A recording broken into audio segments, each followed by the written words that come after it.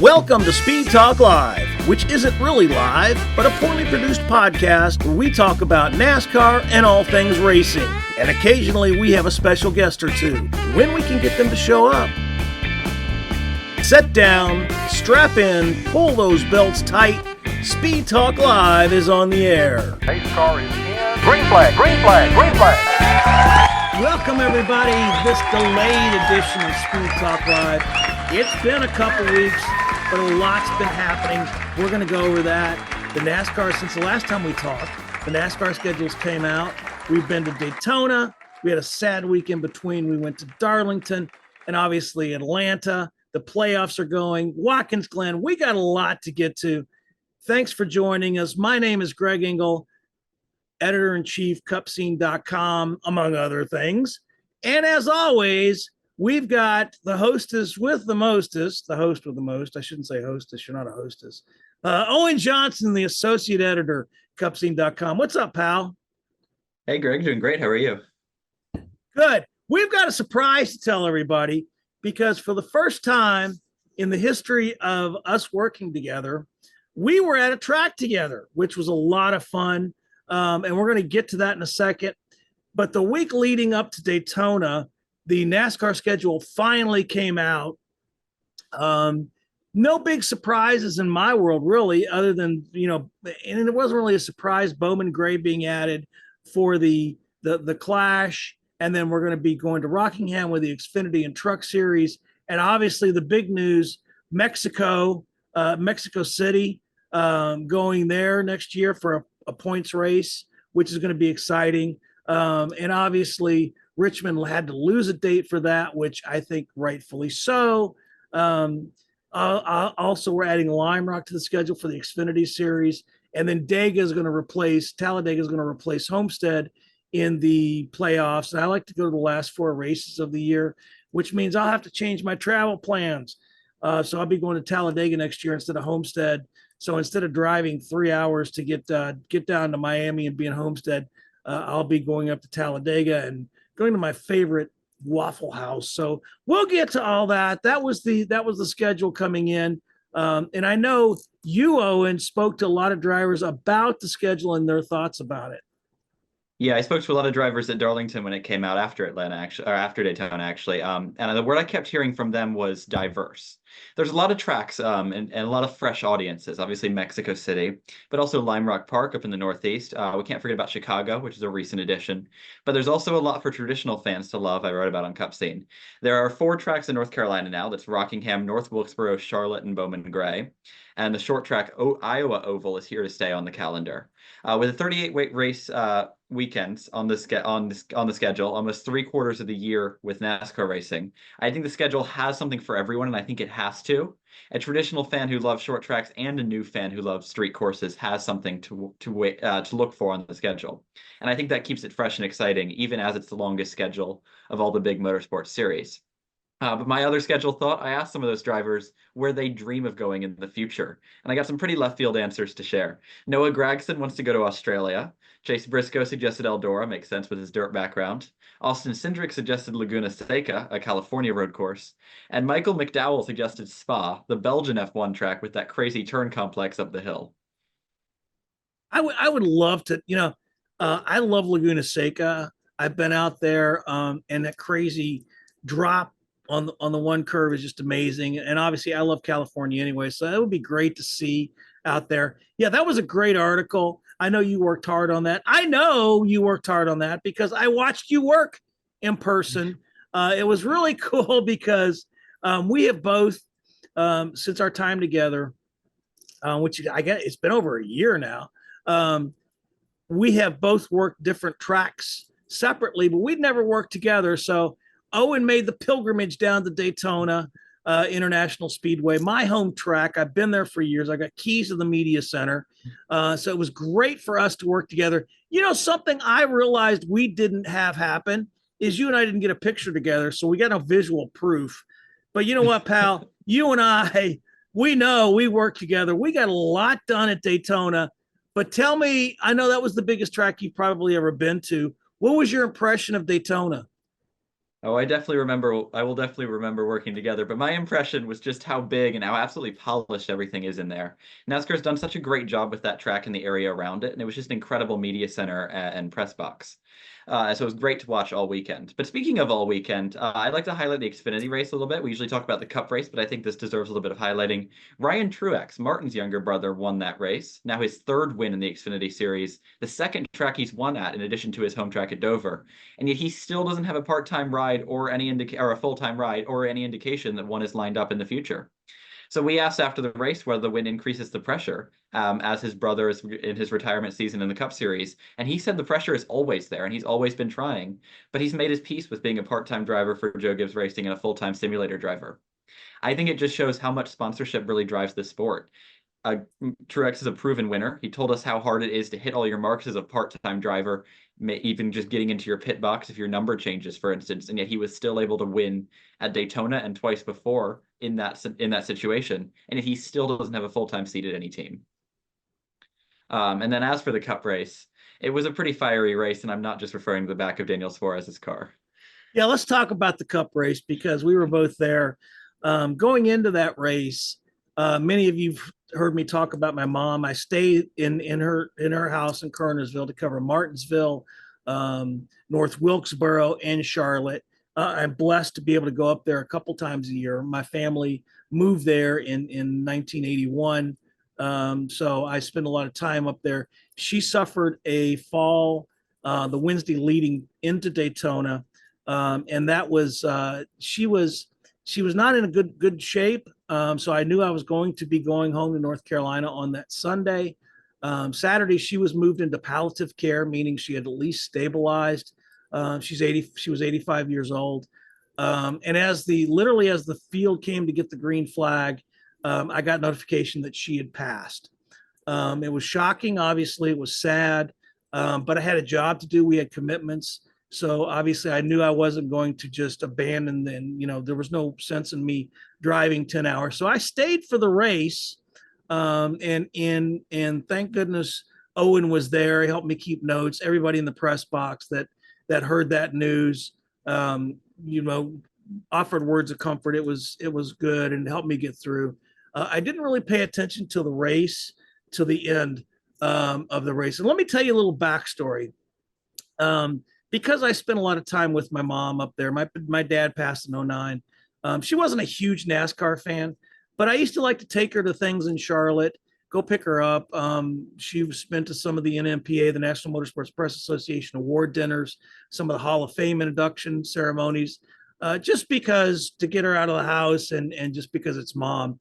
About 10 years ago, Ford invited us to a media dinner in Charlotte with some of their young drivers and a guest. And I took my mom, and they set us at a table with a young driver who was about 14 at the time, I believe, 14 or 15.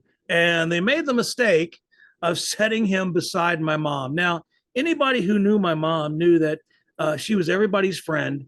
And if you were under the age of about 25, she treated you like another grandchild.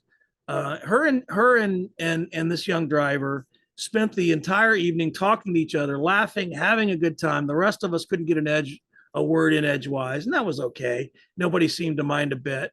And then when they left, they hugged, and I knew my mom had adopted a new grandson.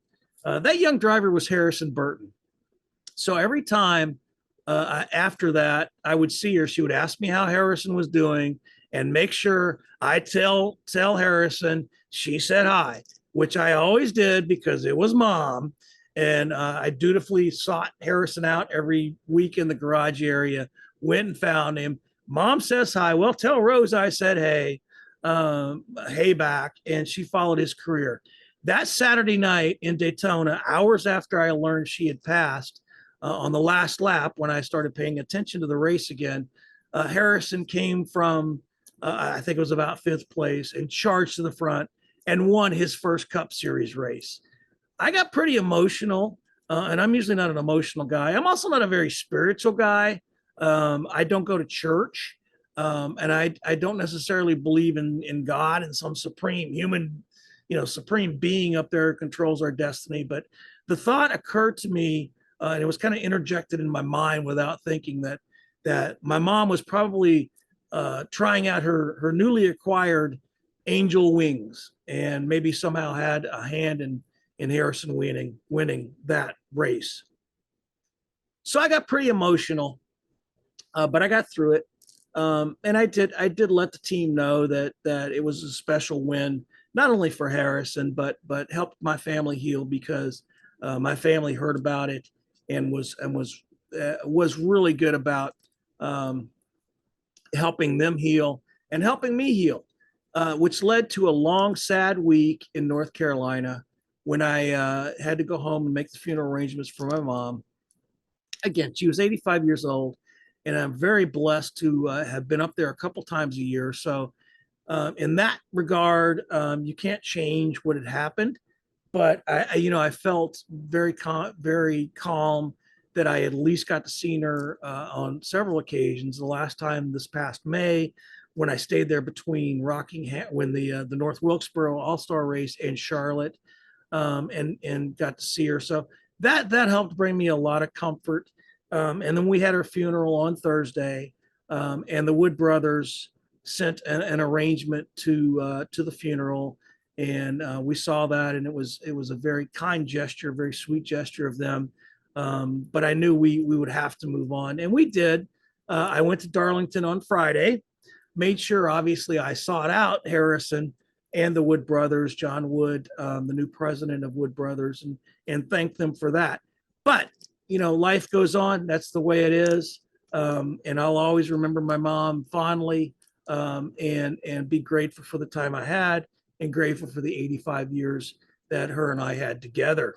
We went to Darlington, though, and it was our second week in a row, Owen, that you and I got to work together. You went from one of the most modern new tracks on the circuit to one of the older tracks on the circuit in North Carolina, in Darlington. Look, tell me your impressions of that place. Yeah, it was a lot of fun to get to see you a second week in a row and get to work together again. But for all I talk about Daytona being polished, Darlington was, like you say, exactly the opposite. The press box is in an old structure by the old front stretch, now the back stretch, opposite the new grandstands. Those historic grandstands are still there, and the track shows a lot of signs of age, and I think it's a really great connection to the history of the sport.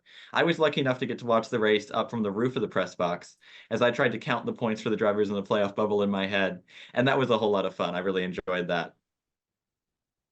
And uh, Dave Bagley turned me on to that a couple of years ago when he dragged me out of that press box, which, by the way, is older than dirt, and sways. It actually sways when the wind gets to. It's really cool. I love it. But he had dragged me up there, and that is one of my favorite places to watch the start of a race or any part of the race, especially when the lights go down. It's almost magical. So I'm glad you got to experience that. And we got a lot of good content out that week. And I enjoyed it. Obviously, I enjoyed it that Chase Briscoe won. That was a wild race. Watching him hold off Kyle Busch at the end was nothing short of amazing. Obviously, the story carried over in 2020 when he won the Xfinity race, and he had such sad news. His wife had suffered a miscarriage a couple days before, but he came there. He won again. He had held off Busch in that Xfinity race. Very emotional. I consider Chase a friend, so I was really happy for him, and the fact that he won that race. The storyline could not, to me, had been better. I mean, that's what we cheer for. We don't cheer for the drivers. We cheer for the storyline. And to me, I can't think of a better storyline than seeing Chase Briscoe win that night, and get into the playoffs. But the playoffs were set at Darlington, and with Chase Briscoe, the last one getting in, along with Ty Gibbs. What were your thoughts, my friend, on the race itself?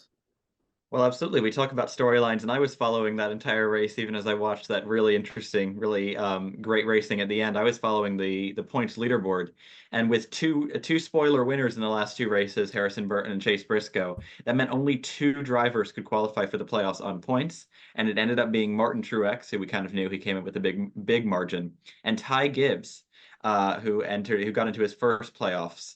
It means Chris Buescher missed out on the berth by just 6 points, or another way of looking at it, by just 0.001 seconds at Kansas if he'd gotten the win there, which is just a painfully small margin. So the playoff field was set. And I want to dive into that a little further, but we moved to Atlanta this past weekend.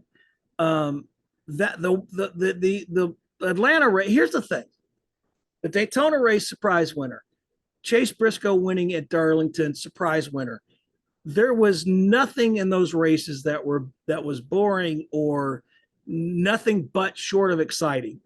Then we come to Atlanta, and I knew they had a big shoes to fill because they had the closest margin, one of the closest margins in finish history in NASCAR history in the spring. Plus, we had these two amazing freaking races leading into it.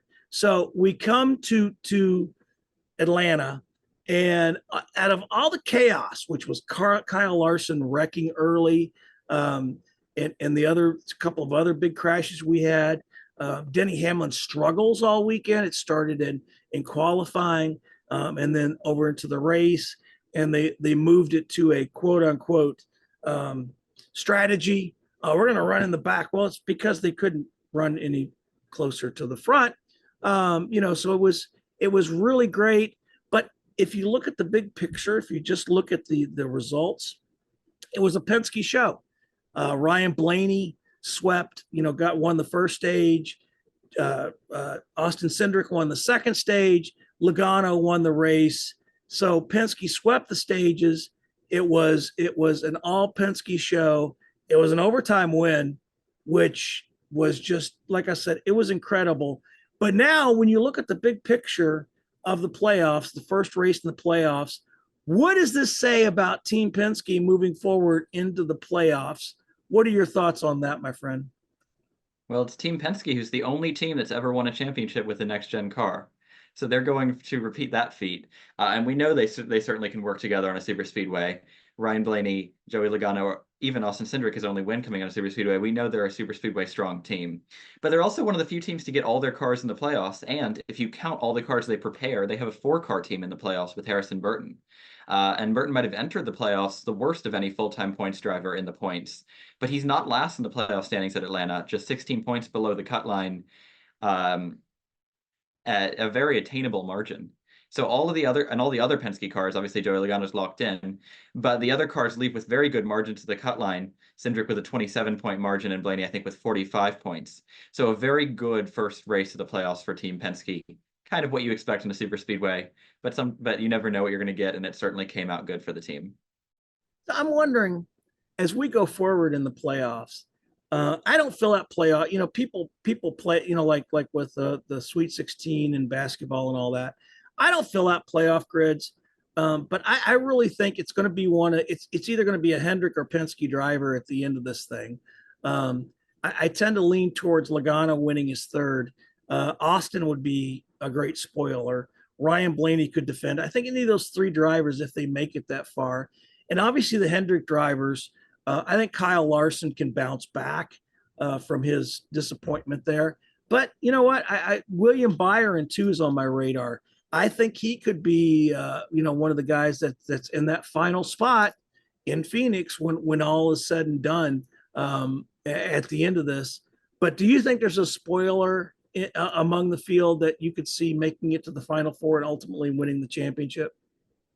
Well, the only thing I want to say just to start with, to agree with you, is I think Joey Logano has a really good shot. We talk about getting the championship 4 and competing for the title. I think, if I'm not mistaken, every even year since he's joined Penske, he has made it to the championship round. So it's an even year for Logano. If history holds up, he should make it to the championship 4 and be in with a shot. So let's see if he can continue that really impressive streak. I don't think any other driver has a streak like that. As for drivers who I think can advance, I think someone I think really needs it is Martin Truex. He had a really bad playoffs last year. Won the regular season championship and the 15 playoff point bonus that came with it, and yet he was eliminated in the second round. This year he still hasn't gotten a win, so he got into the playoffs on points with a comfortable margin, but still. And did the first race, he was caught up in a wreck midway through at Atlanta. So not a good start for Truex. He's in a deficit again, something he's getting comfortable with in the playoffs these past 2 years. This is his last season. I can't imagine how special it would be for Truex to go out on a high with a strong run, maybe a championship in his last full-time year with Joe Gibbs Racing. But like you say, his teammate Denny Hamlin, he was also caught up in a wreck at Atlanta. He'd been running on the back all day after a faulty plug wire in his engine during qualifying. The team called it a strategy. Hamlin said he only really wanted 20 points in the first place from Atlanta. He was happy with it. And he was happy with his 24. He was fine with the 24th place result. I kind of get it for a super speedway. They are unpredictable races, and sometimes running in the back works. We know Hamlin's got 3 Daytona 500, so he certainly knows how to run on a super speedway. But I don't understand a playoff driver in the win favoring playoff format to come in with a 20-point goal and be happy to get just about that. And I talked to Austin Cindric. We'll have that clip here in a minute about points racing, and he's not in favor of it. And we'll learn why here in a second. But I think one of the great stories would be Martin Truex Jr. winning in his final year. I mean, that would be a mic drop moment, man. If he could overcome what happened in Atlanta, but I don't think he's shown the strength all year. But who knows? That would be fantastic to see. I think it'd be a great storyline. I think another storyline we're going to see this year out of the playoffs is Denny Hamlin coming up short. I really don't see him being able to win the championship this year again once more. Well, he started off the season so incredibly strong with three official wins, 4 wins if you count the Clash, and then it's all gone downhill from there. He had a really tough summer. The results have started to show again, obviously Atlanta being the exception, but they just have not been contending for wins, that 11 crew, for a while. Really different from what we were talking about at the start of the season, when every week it was, will Hamlin win or can someone defeat him? It's a big departure from that. Yeah, I think the wind has gone out of his sails. He may win a race between now and the end of the season, but I just don't see it. Maybe he'll teach me wrong. I don't know. So we'll see as we go along. So something else happened at Atlanta. All the teams except 2 signed the charters. So finally the charters are done. Well, almost.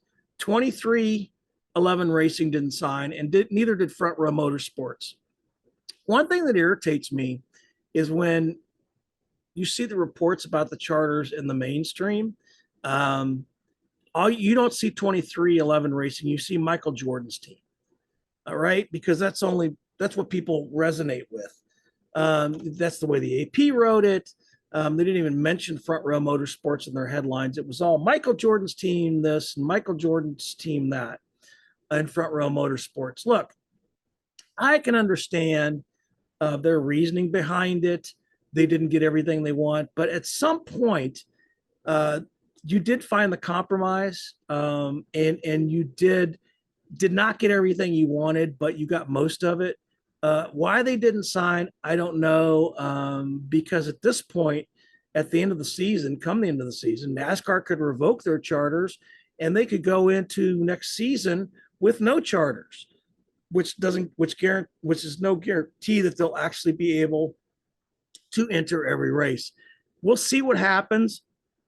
I think that quote unquote Michael Jordan's team and Front Row Motorsports will end up signing them at one point, because everybody else, the rest of the teams, have signed. They're all good to go, and I'm not sure why they held out for that.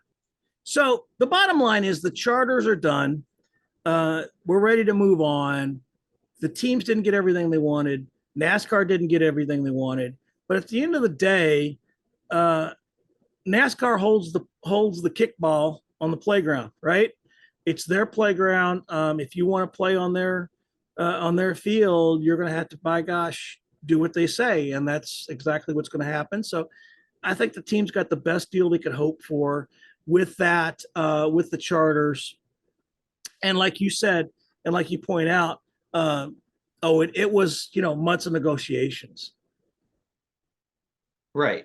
We've been talking about this since even before this season, the new charter deal, and everyone knew sort of what they were getting. Now, to set the scene, NASCAR apparently sent the teams these charters with about a day of notice, probably hundreds of pages of documents to review, and go over. But the teams knew what they were getting at this point in the season. And yes, they had to sign by a certain deadline, but by not signing, FRM and 2311 are really playing with fire, because if NASCAR takes away their charters, which they could do, not only is it the loss of a guaranteed starting position and some extra money at the end of next season, but it's also the loss of assets that are currently going for tens of millions. I think some ones recently traded for about $60 million. And those assets would just be gone. So it really is playing with fire. But everyone needs the charters at this point in NASCAR. It's really what keeps the value proposition in owning NASCAR teams, getting that $60 million asset, even as attendance fluctuates in recent years. So I'm really interested to see what NASCAR does. Do they stick to their guns and take the charter and prove to the other teams that they are willing to stick to their guns? Or I think more likely, to 2311 and FRM reach a deal and we see them back in the sport with two. And actually, these are teams that we've both talked about potentially getting a third charter next year. So that might factor in maybe 3 charters next year. So maybe they're trying to get another charter cheaper. I don't know. And to be fair, it was 105 pages, and I know I didn't have a chance to tell you this. I got some inside information. It was 105 pages, and basically what they got back on that Friday night in Atlanta with a 5-hour deadline or 6-hour deadline or whatever it was basically just some highlighted changes that NASCAR made to the final charters. So yeah, they pretty much knew it was coming down the pike. And I agree with you. I think 2311, I'm sorry, Michael Jordan's team and Front Row Motorsports are bluffing, and it may help them get another charter cheaper, less expensive. I don't know. We'll see. The bottom line is they're done. We can quit talking about that because now all the attention needs to be on the playoffs and the great racing we've had, because the last 3 races have been phenomenal. And now we go to Watkins Glen, the road course, for the first time in the playoffs. Before we just had the Roval in the playoffs. Now we've got Watkins Glen in the playoffs, and it's going to be fun to watch. I'm looking forward to it. And I talked to Austin Cindric, who is a great road course racer in his own right. I think he could be, given the Penske performance of late, he could be a definite contender. But I talked to him earlier today about a couple things, about the confidence of coming out of Atlanta with the performance that Penske put on, as well as whether he's going into Watkins Glen, and if he realizes he doesn't have a strong enough car, if he's just going to sit back a points race. Here's what he told me. The confidence you must have after coming out of Atlanta. I mean, Ryan won the first stage, you won the second, Joey wins the race. It was a Penske show, despite all the chaos around it. That must give you a lot of confidence moving ahead, not just to Watkins Glen, but through the rest of the playoffs. To see the confidence, to see the strength that you showed at Atlanta as a whole team, not just you. No, it's a great way to start, but it is just the start. So, and it's not a surprise, to be able to run well on tracks like that. I'm not trying to downplay the run, but I think we all expected to be able to go out there and qualify well and have a chance at a win with all of our cars, because that's what pretty much every speedway event has been this year for our company. So, like I said, not trying to downplay the performance. I mean, obviously the playoffs and everything around it, but it's important for us to capitalize on days like that. And I feel like we did a reasonable job at capitalizing on some of our strengths. And finally, going into Watkins Glen, yes, you want to win. That's your only reason for existence. But like you said, where you need to your guys are telling you where you need to finish. At what point during the weekend, because if you have a top 5 car, if you got a winning car, if you got, man, we're really struggling, it's going to be a 10th place car. When do you start knowing that you're going to have to start pivoting to points? Is it the final half of the race? Is it practice? When is that? Do you know what kind of hand you're going to be playing this weekend, so to speak? I don't feel like this weekend I really have points on my radar. I mean, other than, how they normally would be, as far as like, oh, what's the least I can do to move on to the next round. I don't feel like that's really ever how I think. So, otherwise it's very important to maximize every opportunity we have, whether if that's through points. And, we don't know if we go in Bristol, you have mechanical failures, tire failures, all these other things. Like, you still want to be able to go out this weekend and give yourself as much of a cushion going into that final race, if not a win. So, I don't think my mentality changes regardless of how Atlanta went. Thank you, my friend. Have fun this weekend. All right. So the road course. Who you got? Well, I'm looking at maybe a bit of a dark horse pick on a road course, but Alex Bowman, who I think I've actually picked on a road course before. He isn't someone you necessarily expect to win, but he has the fourth best average finish on road courses since 2021, and he is really a surprisingly fast driver. With the Pendrick car behind him, he also showed a lot of speed at Atlanta. He needs a good playoff run. There's been a lot of rumors. We talked about a lot the potential for him to lose his seat. Now those ended up being quite baseless rumors. Some people just ended up deciding that he was going to lose his seat. Hendrick denied it. He denied it. But those are obviously rumors hanging over his head. So I think there's a lot of motivation for Bowman to get the win, get his second of the season after Chicago. And he really has shown speed on road courses. So I think he can do it. Yeah, he did at Chicago. And Rick Hendrick yesterday, a press conference at Charlotte Motor Speedway, where it was announced that, much to our surprise, not Kyle Larson will attempt the double next year again, the Indy Charlotte double. I'm looking forward to that. So yeah, he said that yesterday and squashed any rumors about Alex Bowman. So I agree with you. I think Bowman will be a good pick. It would not surprise me to see a Hendrick driver in victory lane. Now, you are heading back to England, right? I'll be back to England, yes, by the end of this week. All right, so you're heading back to England. So next time we talk, you'll be across the Great Pond. I appreciate your time. You will have a preview out this week with all the betting lines and all that. So we look forward to that. So we appreciate it. Let me finish up on this. Let's talk about Bowman Gray. Bowman Gray Stadium near Winston-Salem, North Carolina. I'm going to be the first to tell you I have never been there, but it's going to be a special place to me. So when they announced it, I knew I was going. Whether I have to buy a ticket as a fan or as a member of the media. See, I grew up in Southern Indiana. And growing up, my dad took us to the Jeffersonville Sportsdrome Speedway, which is a short track there in Southern Indiana. The Kimmel family ran there. We used to go there almost every Saturday night during the season, and we would watch them. They'd have figure 8 races, and I just can't imagine. I remember the nights when we would go home after midnight to watch after watching that. And my dad owned a company. They had a condo at the Indianapolis Motor Speedway, which is about 2.5, 3 hours away from me.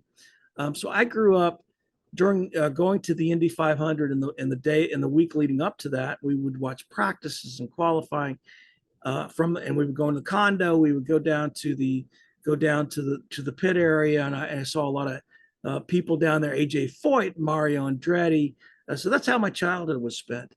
I left for the military in 1980, and in 1981, my mom and dad moved the family to Kernersville, North Carolina, which is about 10 miles away from Winston-Salem.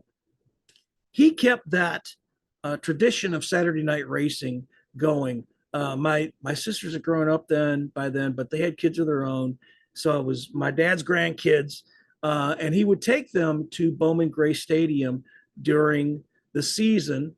And my mom would occasionally go with him, like she used to when we would go to Jeffersonville. So when I heard about Bowman Gray, I knew I was going because I wanted to honor my dad's memory, to be there and to walk on the same ground that he would take his grandkids, my nieces and nephews.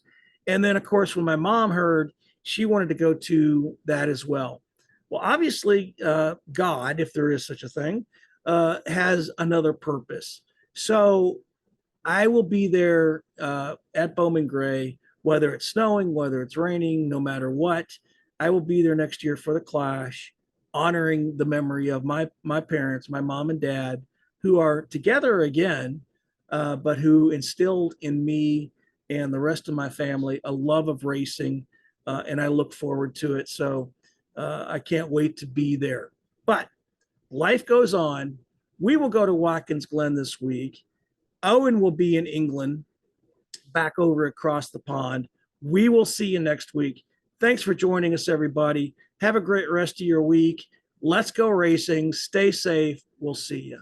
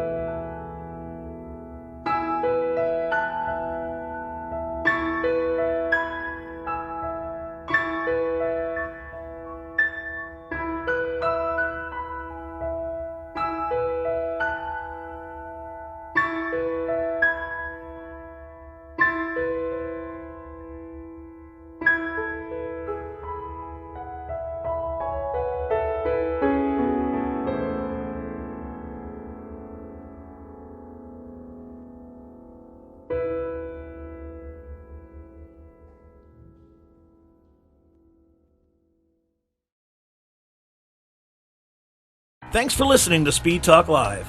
For questions or just to tell us how bad our production is or to leave other feedback, leave us a comment below.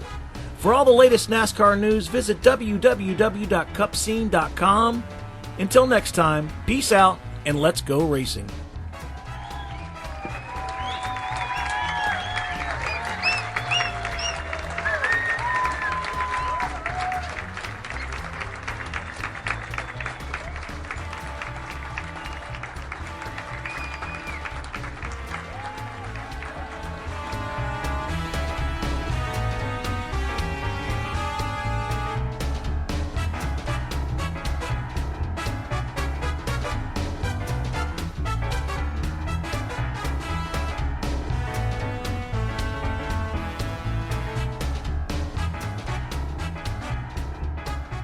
All right, there's the checkered flag. Great job, driver.